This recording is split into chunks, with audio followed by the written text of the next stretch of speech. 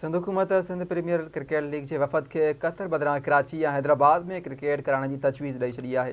सिंध जी रांदियुनि ऐं नौजवाननि जे मामलनि बाबति वज़ीर सरदार मोहम्मद बख्श महर ऐं कराची जे मेयर मुर्तज़ा वहाब सां SPL वफ़द जी मुलाक़ात थी आहे। सिंध जे टैलेंट खे हथी ॾियण, क्रिकेट इंफ्रास्ट्रक्चर खे बहितर बणाइण ते ख़्यालनि जी ॾेवट कई वई।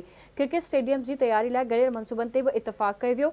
सिंध हुकूमत पारां सिंध प्रीमियर लीग जी अहम ख़बर आहे। मां शेयर कर रही सिंध हुकूमत सिंध प्रीमियर क्रिकेट लीग जे वफ़द के कतर बदिरां कराची या हैदराबाद में क्रिकेट कराइण जी तजवीज़ ॾेई छॾी। सिंध हुकूमत सिंध प्रीमियर क्रिकेट लीग के वफ़द के कतर बदिरां कराची या हैदराबाद में क्रिकेट कराइण की तजवीज़ ॾेई छॾी आहे। सिंध जे रांदियुनि ऐं नौजवाननि जे मामलनि बाबति वज़ीर सरदार मोहम्मद बख्श महर ऐं कराची जे मेयर मुर्तज़ा वहाब सां SPL वफ़द जी मुलाक़ात थी आहे। सिंध जे टैलेंट खे हथी ॾियण, क्रिकेट इंफ्रास्ट्रक्चर के बेहतर बनाने जी ख़्यालनि जी ॾेवट थी आहे। क्रिकेट स्टेडियम्स की तैयारी लाइ गॾियल मनसूबनि ते इतफ़ाक़ कयो वियो आहे। सिंध हुकूमत पारां सिंध प्रीमियर क्रिकेट लीग के वफ़द के मुकम्मल सहकार की ख़ातिरी कराई वई। वफ़द जो चवणु आहे त हिननि जी पहिरीं तरजीह कतर ऐं ॿी हैदराबाद आहे।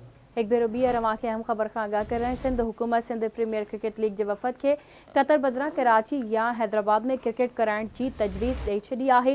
सिंध जी रांदियुनि ऐं नौजवाननि जे मामलनि बाबति वज़ीर सरदार मोहम्मद बख्श महर ऐं कराची जे मेयर मुर्तज़ा वहाब सां SPL वफ़द जी मुलाक़ात थी आहे। सिंध जे टैलेंट खे हथी ॾियण, क्रिकेट इंफ्रास्ट्रक्चर खे बहितर बणाइण ते ख़्यालनि जी ॾेवट कई वई।